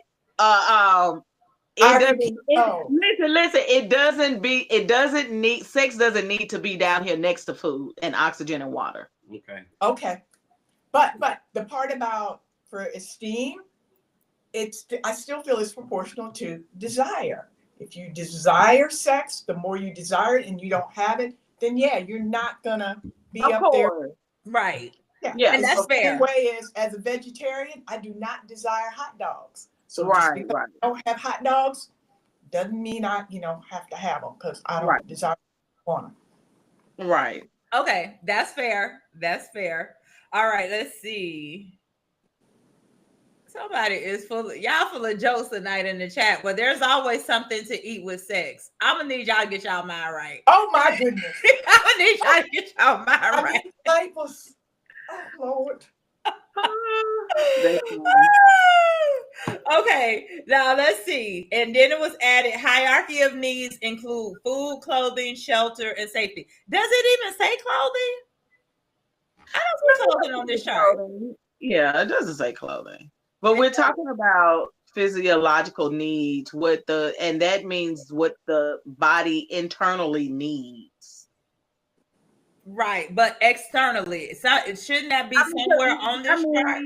Yeah, I mean, you don't have to get that deep with it, but because he didn't, but we could survive naked. We could survive. Well, they did on Naked and Afraid, huh? I mean, you know, they have leaves here and there. Okay, all right. So somebody put, while sex is a physical act, intimacy goes beyond physical touch and encompasses a deeper emotional connection, trust, and vulnerability between individuals. Is that true, Shelley? I agree. You know, I think she's 100. Whoever said that is 100% correct. In other words, there's a difference between effing and intimacy. Correct, and that's what I said earlier. I said sex is not always penetration, right? So intimacy, it could be, like I said, it's scientific fact that people who sleep next to each other are less depressed, less this, that, and the third. So it's needed to be successful. Now, if you just want to be where you're at in life, then you probably don't need it. But it is proven that it is a very good role in success. It belongs on the chart, but not as a basic need. Right. Right. Okay. All right. So, but speaking on that, so let me read this with Redman. So, what his words are? I actually hold on. I started one place and I went all over the place. Okay, so he said his words, I actually fasted 2.5 years being celibate. He's like, no effing, no smoking, straight 2.5 years. It was the best thing I could have done in my life. He admitted he was tempted to fall back into the habit, but continued to avoid it. He quoted, and believe me, I wanted to. I was fighting it. I was sweating. I was in my house going crazy because I live alone. I was constantly talking to myself and God, just back and forth. But I made it. And it was the best thing I could have ever done. He said it cleared out so much distraction. My reception is much clearer now. Having no sex is nothing new to me now because it was all feeding the flesh. One thing, once I did that, I was able to control how I moved, what I liked, what is good, what is not good for me. Ultimately, he made the disciplined choice not to move frantically amongst women and, quote again, better himself, but first needed to cut out the young boy SHIT and put on his big boy pants. And then there were some others. Marion refrained for sex for 3 years, and Lenny Kravitz has been single for 9 years. I think they're bad examples because those guys had a good 10-year run of everyday sex, every state, every country. Sexual abuse, probably. Yeah, they had so much of it. I bet it does feel good to take a 2-year break. And that's why I said he was sweating and itching. So you know, Yeah, I was gonna say that sounds like an addiction of yeah. like that was his vice. So if I could have anyone I wanted anywhere I went for 10 years every single day of my life, I think that would feel good to get 2 years out of 10. A small break. But even still, but think about it. To even go those 2 years out of those 10, that still is a drastic change. That's nothing that one can do easily. Like when you make the choice to say, okay, this is not okay, I'm going to abstain because of the betterment of myself or whatever reason, spiritual journey. I want to hear clearly. I want clarity. Whatever it is that one is focusing on, that's it. Doesn't matter. I don't care how many years he had. That still don't mean he wouldn't fall. He couldn't potentially fall back. Correct. It's not like, okay, yeah, you detoxing, but you can still go another 2 years because you done did it for 10. I mean, I agree. That's true. I bet, but I think it's benefits to anything. Like not having it has its benefits. Having it has its benefits. So like she was saying, it's your desires and what your life, what you feel your purpose is here in life. So everyone has a different song to sing. So like that's what man. I said it before. Everything doesn't apply to everyone. No, that's true. That's true. Yeah. That's true. Well, Shelly, someone agreed with you. They were like, I was about to say the same, Shelly, not the best example. And put the crying laughing face. Okay, so here's the thing. I'm gonna go back to I'm gonna move the chart because I love what, even though she put it together for me, I love what Sheila did with this chart. I'm going to skip the video and talk about our girl. So, Sheila, you want to go ahead and share this beautiful presentation that you put together? Yeah, so what I wanted to do was just put it in a way that people could kind of remember it and relate to it rather than have some chart and not have a complete narrative. So I call it Maslow's Hierarchy of Needs, starring Tina Turner. It's the musical. And that is Anna Mae Bullock right there. If you haven't seen the documentary, it was a really good documentary that she produced. Okay, next one. So the first phase is when Ike heard her sing and she hooked up with Ike. And she had her basic needs. She had food, she had water, she had clothing, she even had a job. But as you know, she was not safe. But to the outside world and everything else, it's like, you got everything. You should be good. So I just thought of proud mirroring that part about left a good job in the city. Okay, next one. And right there, I do want to interject because even in my book, It Had to Happen, I talk about that we get so good at looking good on the outside that we don't know that people don't really know what's going on the inside. And it's not even that it's for everybody to know, but we've masked pain or hurt so that when it's time to even cry out to say, hey, I'm not safe, hey, I'm struggling, hey, I have a need, we don't want to do it. And a lot of that has to do with pride. Agree or disagree? No, it absolutely. Because you hear so many times where something happened, you go like, but y'all look good. And we just don't know. Yeah.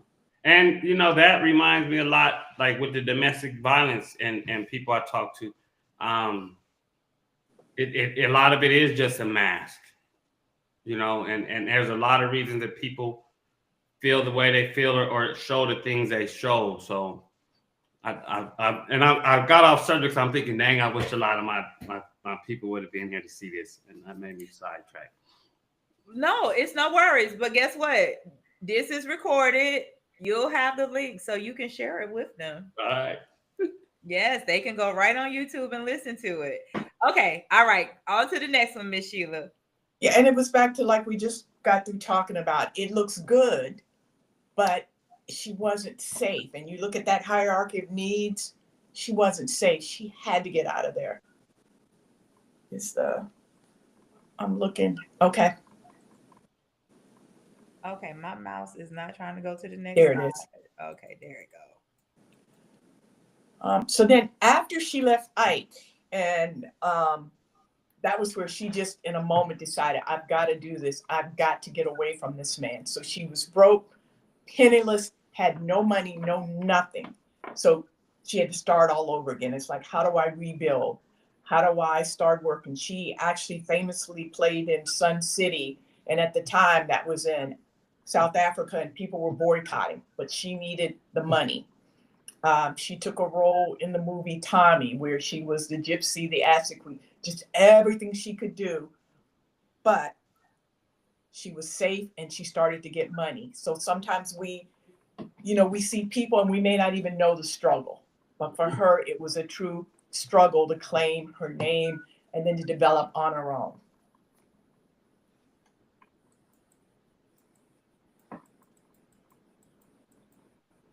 Oh yeah, she did. She went to Buddhism during this phase and started her chanting. So it's all these things about finding out what makes you feel safe, what makes you feel good. So with the physiological needs met, and now having safety and some spiritual component, then she was ready for love and belonging. And that's right about the time when What's Love Got to Do with It came out. She started dating Erwin Bach. She had a network. She became friends with Oprah. Just suddenly this network of friends who were supportive of her journey and the things she was doing. And all these, if you notice, they're like 20 years apart. It is just isn't like a boom, boom, boom, but it's a progression over a lifetime.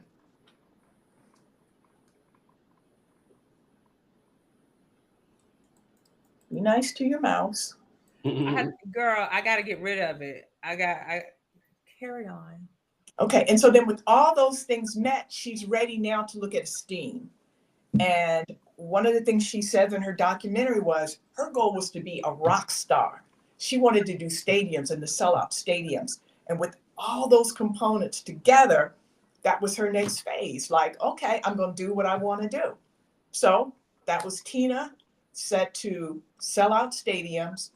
She moved to Switzerland. She could do her slide. Come on, slide, go up. Her wildest dreams. She even had the album Wildest Dreams because she got to that point where she could do her wildest dreams. And so, the highest point is the whole self-actualization. I don't know if anyone gets there, but all these things she was then able to do. And the thing I like to keep in mind is as you go through, something can happen that'll knock you back down. But I thought Tina Turner was a good example because now she's lived her entire life. So what would you say is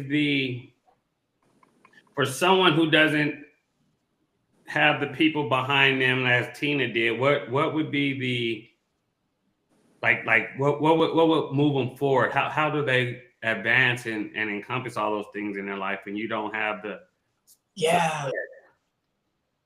I think that may be one of the harder parts because you're moving up and it's like, how do you find that community? Mm-hmm. Now we have the advantage that it could even, Tammi and I have never met in person, mm-hmm. but you can somehow find that community and make that connection. But that's a tough one because if you're around a bunch of people, and this is kind of what we talked about earlier about what's going on today, and they're buying into a hype of you can only go but so far, they're going to keep pulling you back and you won't even know it. Right. There will be no support for those dreams. And it's a great question. I mean, I think a virtual community can work. The hard part is finding them and walking away from a community that doesn't serve you. Mm-hmm. You could be in a community and realize these people I can't rock with them. Right. Exactly. Yeah. Well, I think once you switch it up and once you begin to grow and change your energy, that you'll begin to draw those people to you. And not only that, if you are connected to negative people that are in your circle, your energy is going to be so much different from them. You're not going to have anything in common anymore. They are naturally going to fall away. That is They're true. naturally going to fall away. And then your conversations will be different. The way you carry yourself will be different. You'll start attending different events, going to different locations that match this new person that you have become. And naturally, that's going to put you in new places, new spaces, draw new interests, and you'll get to meet new people. Of course, making friends today, when you're not going to school every day, making them like we did it as kids, it's kind of harder to do, but it still can be done. And that is good, but I want to add, and I had a thought, but then I did what I do. I read the chat and then I lost my thought. So I'm going to read the chat, and hopefully this thought comes back to me. But somebody put, I would argue that more than pride, it's shame. So much of us are raised with shame as a tool to control and discipline us. Now that is true. There's some truth to that. That's how I'll say that. There is some truth to that. And to change, and to your point, Cola, a lot of times people get caught up with what we like to call insanity, doing the same thing over, expecting a different result. So if people continuously hang in them same circles and don't see growth and elevation, sometimes, going back to what we said earlier, complacency set in. But it becomes an individual choice as to whether or not I'm going to evolve or am I going to stay here. Right. And sometimes when people are around people that think the same, operate the same, they can't see beyond that. And that's what I'm saying, though. Tina, we obviously saw Tina's circle change because she changed. Yes. She changed and her circle changed. Because Ike's friends were no longer the people who she was around when she was with Ike. I'm sure that there was a total disconnection. They probably didn't want to hear her chanting. They probably thought that she had lost her mind when she started chanting. There was probably chatter that Tina is going crazy. And you know what I mean? The chain of connection was cut because the energy had changed. She had grown and they were still wherever they were. They had nothing else in common anymore.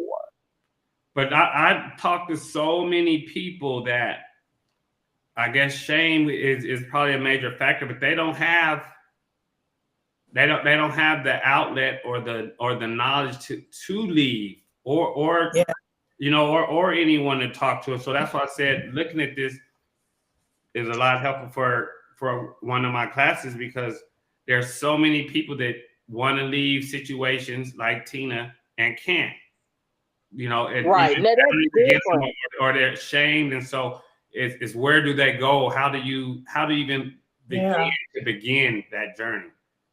That's a good one. And now that's a different question, right? And so your question is, how do they even begin? How do they even start the journey? So that's a whole different question, right? And they even going back to this control thing that you also talking about. I was just watching the other day the movie Roxanne from about the rapper Roxanne Shante, and she was telling in her story how her baby daddy, he used to like beat her like every day. In fact, she cut her ponytail because she was like, this ponytail, what I represent as a rapper, is getting my ass whooped every day. And so it does, put the point. Of course, the average person on the outside looking in, how do you should just leave. And sometimes it's just not as easy as that. Yeah. And Shelly, I know you know more about that in that area and that right. space. So by you saying that is what made me think about it. Yeah. So that's why this just is kind of struck a chord when I'm just like all those charts and resources that we have. I honestly think they're culturally biased because you have to be in a certain position to even take advantage of them. Because a lot of people, like even growing up, or I'm speaking mainly people involved in domestic relationships, they don't have nowhere to go. And so, like even with Tina, she left, she still had a few resources. She had people to call. you know, she must have had a friend that she could say, "Come, let me stay here," or you know, whatever the case may be. I don't know. Yeah. So they're biased. It's a hard. I'm really thinking about it. Even if I think about Cassie leaving Diddy. Mm-hmm. I mean, that was crazy. But you've got to have. It's back to what you said. But where do you go? Exactly. And this is where I think about how some of the government funding for programs that are going to be cut. Those nonprofit organizations that take in women with children who are in abusive situations. Yeah. Those are being targeted? Yeah, a lot of them are nonprofit. Yeah, and there's so few of them to start with. Like in Oakland, there was only one place that would take in women with children. One. And they had 8. They had room for 8 families. Yeah. It was heartbreaking. And in Georgia, there's not one facility for men. It's bad. It's bad. Yeah. And that is because they don't believe men are being abused. And we know that not to be the case. That men get abused too. That not you don't hear about it as much, but it's a reality. It's really sad because in that area, men are way underserved. It is so sad. It really is. Men are not. There's no support for men in that area. It's not a lot anyway. And it's the whole marketing around it. It is actually cheaper if and they actually did this in one part of Oakland was during COVID. They put the unhoused in a hotel and gave them wraparound services, doctors, dental appointments, job placement, all that assistance.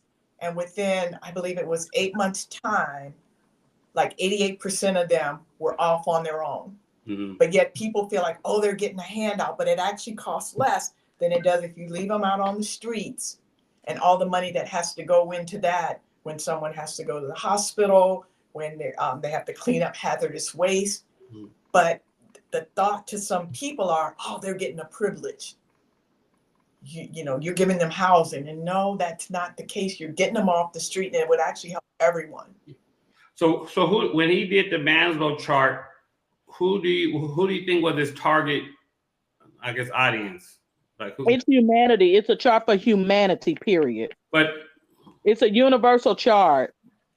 I feel like he was doing it part of because he was frustrated with the therapy they were currently doing in psychology and the way they were just back to the Freudian, oh, it's your mother, it's your father, you've got all these issues. And he was trying to come up with a better way that people could embrace it and understand it. So people who were abused.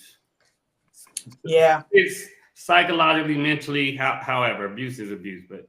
Yeah, because I think that was part of why I wanted to give the background of him being an immigrant, how they were different, how he was picked on, and how he could not stand his mother because she was abusive to anybody different. Hmm. Well, so something I found online, and I got to go to the chat, but Maslow believed that people have an inborn desire to be self-actualized. That is to be all they can be. To achieve this ultimate goal, however, a number of more basic needs must be met, which includes the need for food, safety, love, and self-esteem. Maslow believed that these needs are similar to instincts and play a major role in motivating behavior. So ultimately, this was about motivating the behavior of the people, which goes back to what was just said about humanity. Mm-hmm. Humanity. It's a chart that he derived based on human needs. I think that also brought up a good point about the motivation. So when you have people in a bad situation, what's the motivation for them to leave? And I did have a friend, she was in an abusive relationship. And what happened was when her 4-year-old daughter started calling her the same names her husband did. Whoa. And that's when she realized, I need to get out of here. Whoa. That was her motivation. That's a wake-up call. Absolutely. Absolutely. And see that is a whole nother conversation for another night, because I actually have a young lady that I met recently, and I told her I have this podcast, and she was like, I'm a domestic violence survivor, and the effect it has on children is, you have no idea. And she wants to share her story. So she's eventually going to make it on here. And it was so interesting because the day I met her earlier that day, somebody told me, Tammy, you should have a session on the effects of children of domestic violence. So it was interesting how the universe lined that up. Mm-hmm. So yeah, that 4-year-old, that's alarming, but that's what happens because the abusers don't even hide it from the children. Like you do. Come on now, you got your 4-year-old child. No, but hold on. So going back to, I guess, what we was talking about earlier, someone put in the chat, grown man being physically abused by his girl is crazy. Hey, I go ahead first because you'll forget. Go ahead. No. Go. I mean, I was just gonna say it may seem crazy, but it happens. Yeah, Shelly.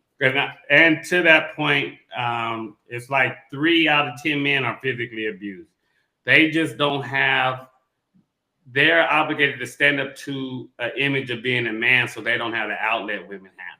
And even 39% of domestic violence cases are women abusing the men. So it's that thought process that makes us believe that men aren't ever physically abused in their relationship, and they are almost just as much as women. So yeah. And and the sad part about that, it's like they need safe spaces to have these conversations as well. Yeah. Mm-hmm. And that's the problem.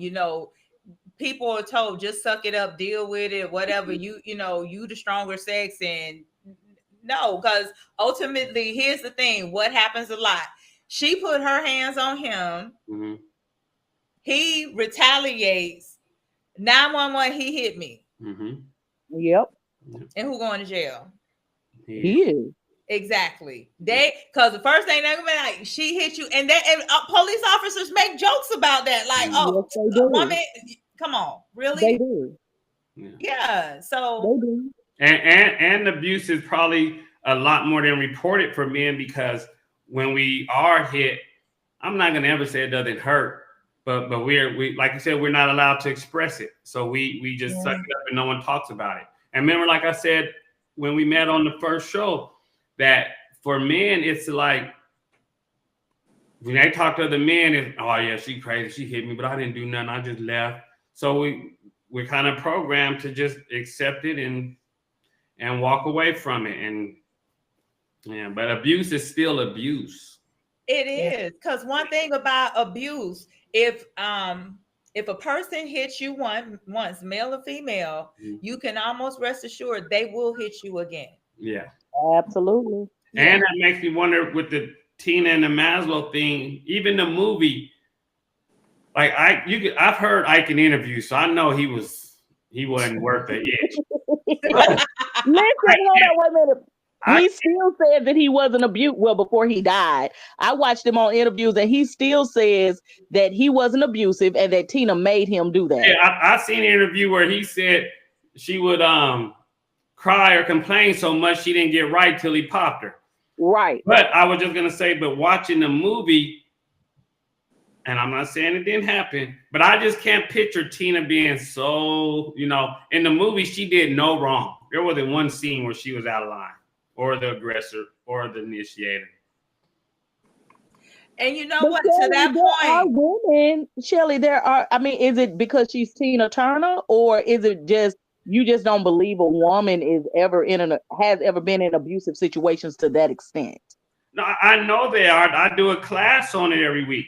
I know they are, but I know men are as well. Right, but you're saying you saw the movie and you just don't believe that it happened the way. No, I just said I wonder if the movie was written, to keep her image. Okay. In other words, I what just you're wonder. saying is she didn't Okay. antagonize. They don't show where she could have potentially antagonized him. She could have. Right. Not antagonize, but hit, because antagonize is not abuse. Yep, it actually is. Mental abuse is the strongest form of domestic abuse. Yeah, it's mental abuse, but I mean, there's levels of antagonizing someone. You antagonize me while we're here on the show. There are levels to that. But in other words, poke the So bear. you understand what I'm saying? Okay, okay, that's extreme. Okay, antagonize is extreme. But in other words, is there not something she could have done on occasion that could have provoked him to hit her? Which I still feel, I don't care what you do, I don't feel no one should put their hands on anybody. Period. Period. And that's the key. Period. No one should put Period. their hands on anybody. Period. Yeah, no, that's not happening. Look, I made a joke long time ago. One thing about me, I've always felt women should have a cousin, brother, uncle, somebody coming to their rescue. And I said, I was telling one of my girlfriends, I said, listen, I keep myself out of those positions because I know now I have a son. And at the time I was living in Florida, I said, somebody put their hands on me. This boy going to the airport, Jack the pilot, take the plane, landed in the front yard, and he gonna make sure he see about them. And that boy sat there and said all of that. So yeah, safety is first. And that is, if you're in a situation where someone is putting their hands on you, remove yourself as soon as possible, because it doesn't stop. It doesn't stop at all. But I also want to add what somebody put in the chat. America is also billions of dollars in debt to China. No dollars for what the people who pay taxes need. Any comments to that? I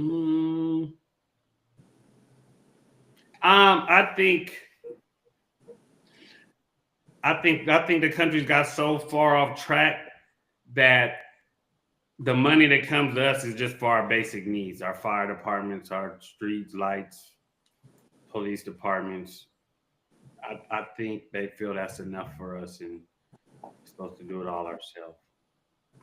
Yeah. Okay. So a lot of it does come to us.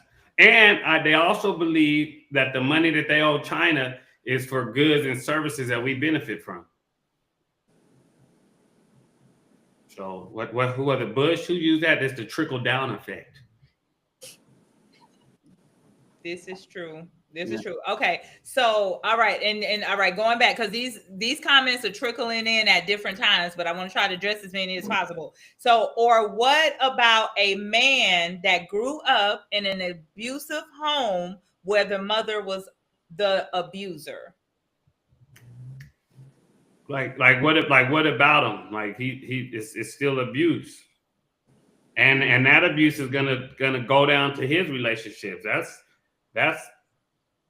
going, that's it can become a generational thing, and more than likely it will. More than likely it will become generational. Yeah. Absolutely. All right. And then somebody put equal rights, equal lefts. Okay.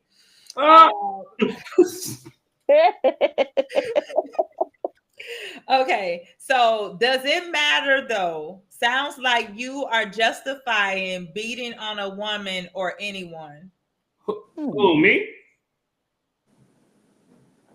I don't know who that. Yeah, well, I know I'm definitely not. Like we both have said several times, abuse is abuse, no matter who it is. No one hit no one. And even referring to the comment that you had mentioned, and it wasn't your belief, but a lot of women's abuse is like defense. Like if she hits him first, he hits back, and so that's usually goes in the woman's favor. So no, that's not good, or it's not what we're supposed to do. But if you think about it, a woman knows she's smaller. She knows she's weaker in strength than a man. So why would a woman even put herself in a position? Because I know I was raised, if someone hit you, hit them back. I don't think my mother ever told me if a woman hit you, don't do nothing. Yeah. And even going back to that movie, like she would fight him. There were scenes where she would try to fight him back, and I was watching it. I was like, why are you doing that? Because Right. he's gonna, he has the strength and the upper hand. And then he was also using the Jedi mind trick. I hit you because I love you. Mm-hmm. Oh my gosh. But that's the number one excuse in domestic abuse is I did it because I love you. Okay, so public service announcement. A person hitting you because they love you, they don't love you. Yeah. I'm just gonna go ahead and say it. And I don't care who get mad at me. I don't care.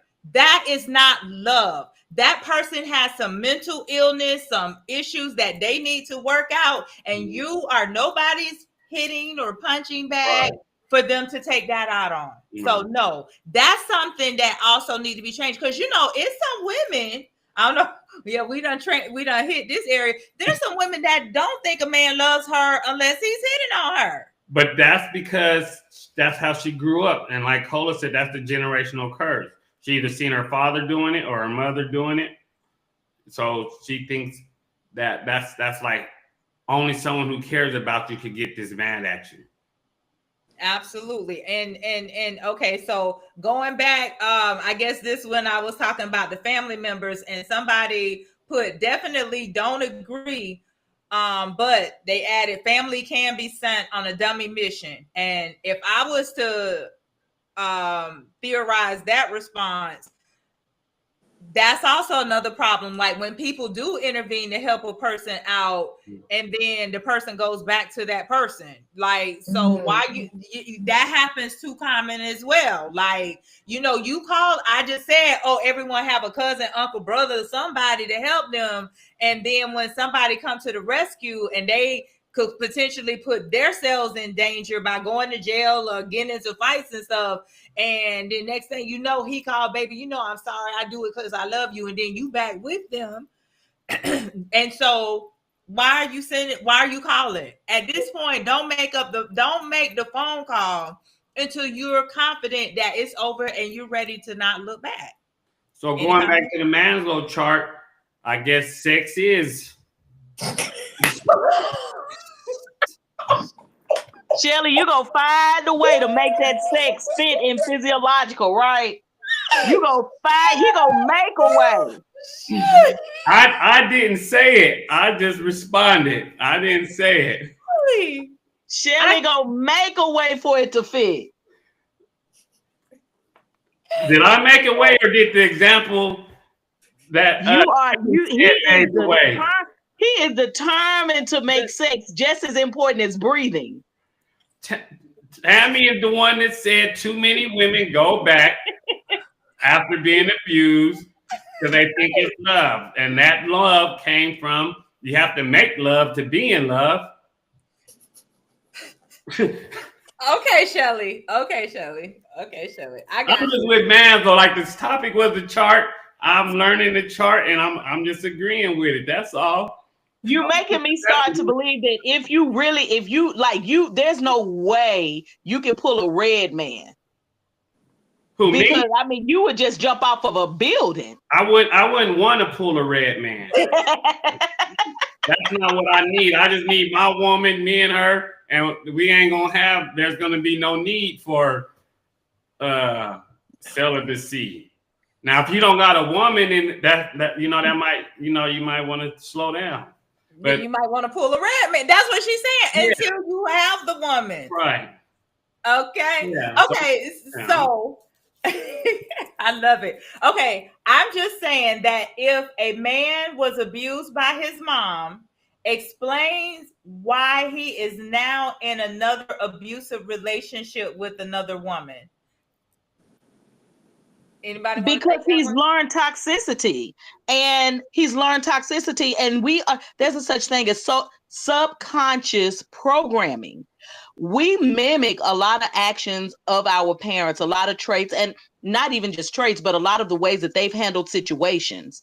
A lot of times we grow up mimicking that. And even sometimes, as much as we are aware of the fact of how toxic it was, for some reason, we will still end up making those same decisions.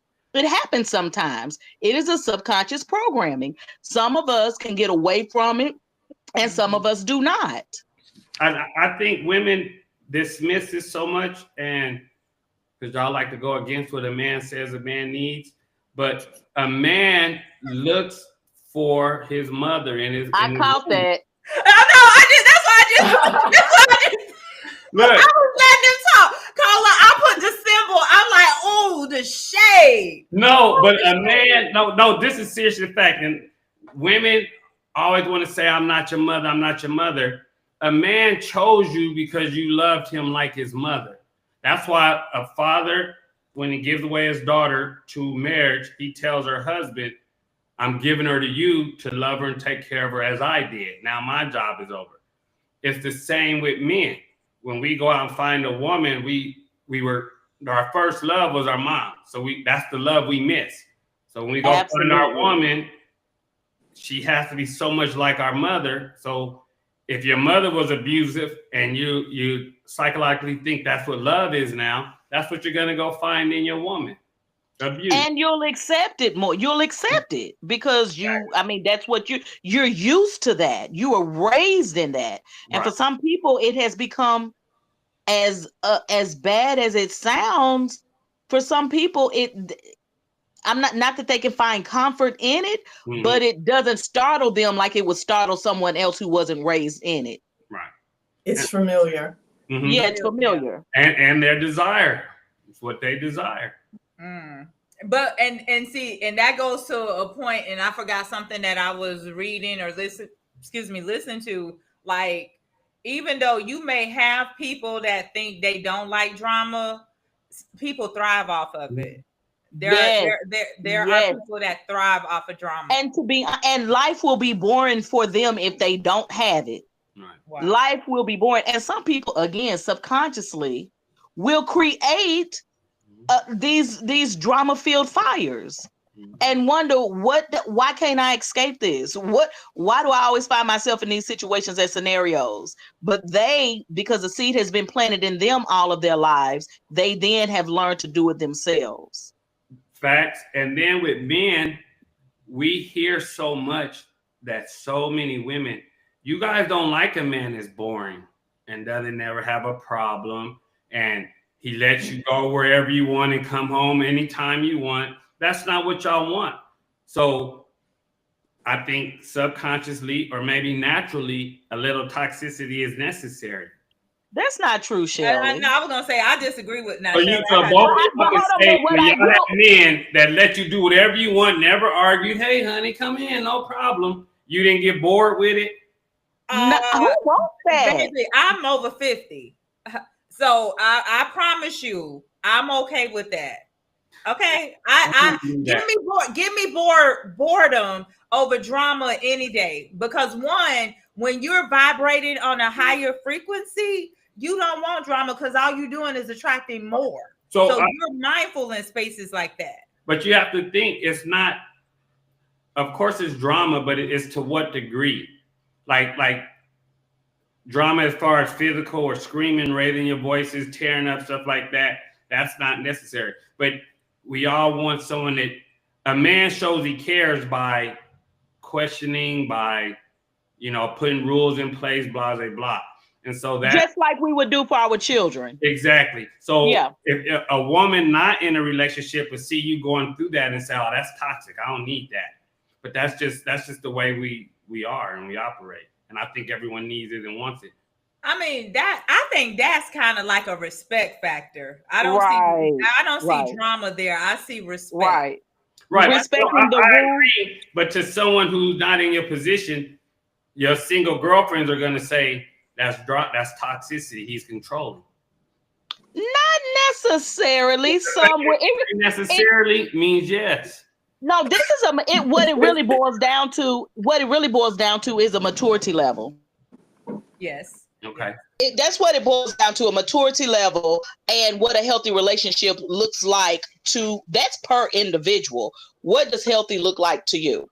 Ooh, that's a question. I need to bring our online coach, Rob Malloy, back, Mr. Silver Fox model himself, bring him back to have a conversation on that. And So in talking about those relationships and what Shelly is talking about, I think, you know, a lot of times people don't know what healthy is Period. in a relationship. And when you don't know what healthy is, a lot of times people get the respect factor confused. You know what I mean? A lot of times people will confuse respecting a relationship with controlling a relationship.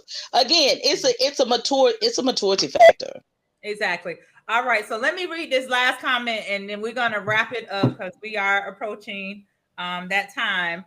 And so this last comment is actually from our guest that's going to be here next week. And listen, I'm going to go ahead and put this plug right now. So Miss Sylvia is she's traveled, lived abroad in Africa. We gonna be talking some laws of the universe next week. So we finna expand some consciousness. So we're gonna have some deep thoughts. In fact, depending on how we get it all to play out, I think I'm gonna have what I call Wisdom Wednesdays. I'm gonna bring her in the first Wednesday of the month. So we're gonna dedicate that Wednesday to her. But she said in some cultures, all right, Cola, we love you. Thank you for being with us.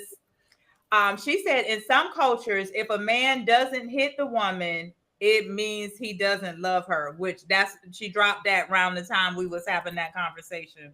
And I'm glad that's just not our culture. But our culture, some people in our culture do think that, but it's not. Go ahead, Shelly, Sheila. Are we in our culture? Are we in a European culture? Oh, you just took her words because that's what she liked to talk about, the Europeans. Yes, Miss Sylvia loves to refer to the Europeans. So, so you saying in the culture that we're in, or what culture are we talking? What's your question? Where you going with that? I'm just saying culture, and like you said, thank God we're not like that, which I'm very grateful for it as well. But because I know when whatever the statement you just read, just think how many people took offense to that.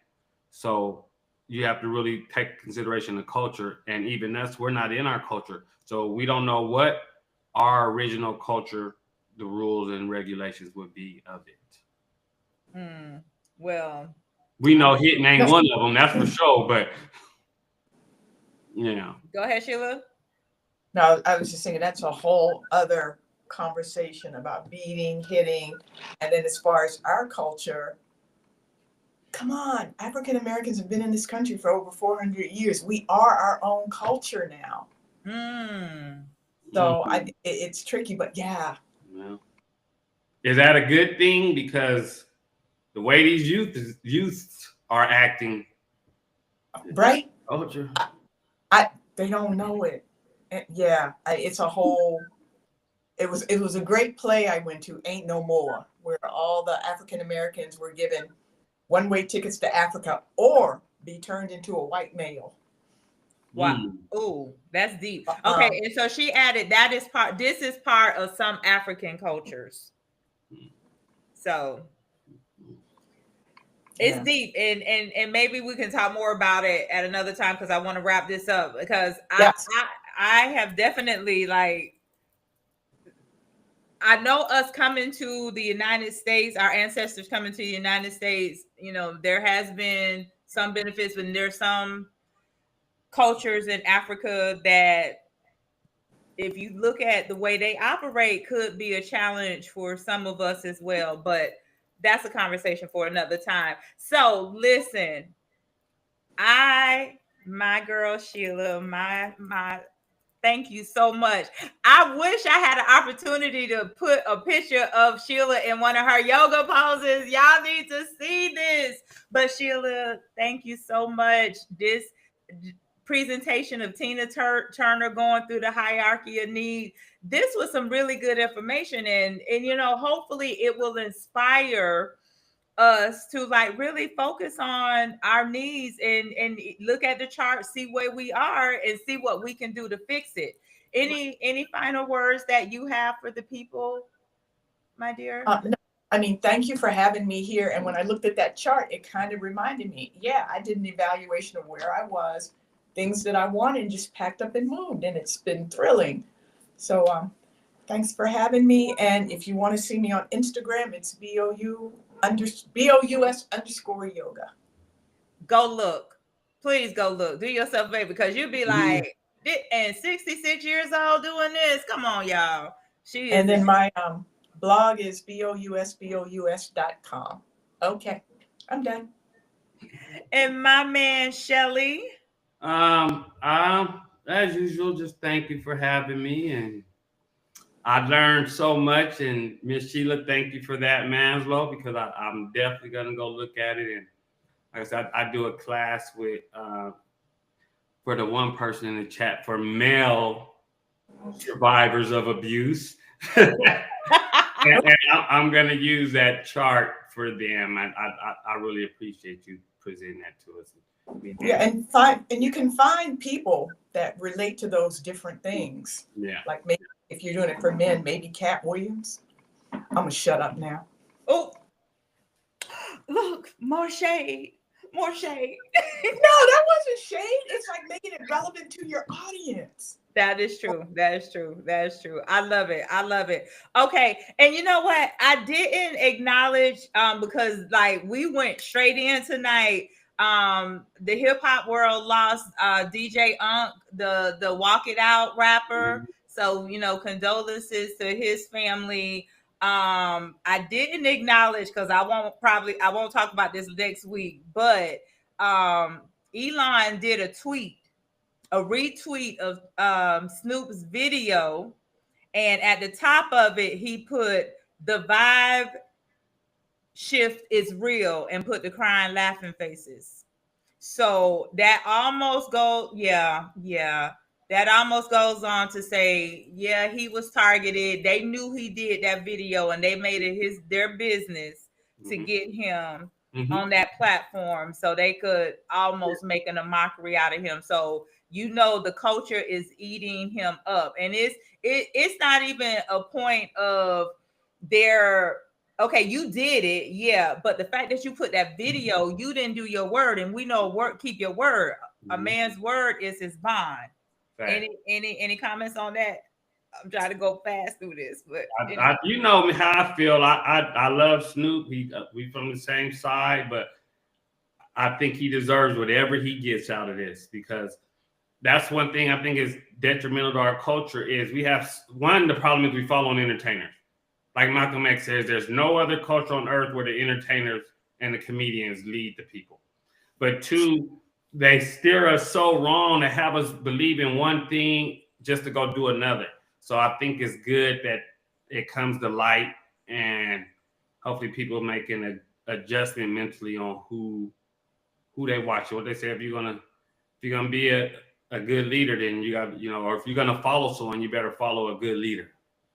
Amen. Amen. And I mean, I promise you there. In fact, somebody, and I meant to research this, but I got distracted. Like somebody was like, even Tupac warned us about Snoop a long time ago, but I never got a chance to dig up. So I don't have the facts on that. If I can remember next week, I would. But very good talk, Miss Sheila. I hope you will come back and join us again in the future, because I know we got some more that we can always talk to you about. And of course, my comments are saying he deserves to be dragged. He deserves all of it. His video clip where he thanks himself is appreciate right now. In fact, I feel like this. Like, shouldn't he be dragging himself? I mean, joning himself. I mean, come on. He said, "I'm gonna joan you, whoever the first one to do it." So I just feel that Snoop should be joining Snoop. Like, he need to do a diss video on himself, or at least fake us out and come and apologize. Ain't that what we want? That's all we be asking for. We require so little from people, so at least give us the minimum. But you know what? I think people so pissed off they don't even want his apology. I think they feel like he done betrayed. Exactly. So I don't even know what that's gonna be like. But yeah, so but anyway, so Sheila, again, thank you. Shelly, again, thank you. My audience, my viewers, thank you. I love and appreciate each and every one of y'all. And I ask, if you're on YouTube, if you can give us a like, because we are trying to grow this, get this into the algorithm for people to come and support and grow this channel. And we will be back here again next Wednesday, 7:30 p.m. Eastern time for Wisdom Wednesday. So listen, if you're ready, you might not even be ready for what we're gonna talk about, but we're gonna talk some deep stuff with Miss Sylvia on the platform next week. So tune in to be a part of it. Listen, everyone, I appreciate you all. I want you all to be blessed and have a wonderful rest of your night and an amazing rest of your week. And it's Pro Bowl this weekend, not Super Bowl. Okay, we'll talk about that next weekend. All right, love you guys. Good night. Thank you, Miss Sheila. Bye. Bye. Okay, how do I get out? Hit the Kick me leave out. button. Hit the leave button. Yeah.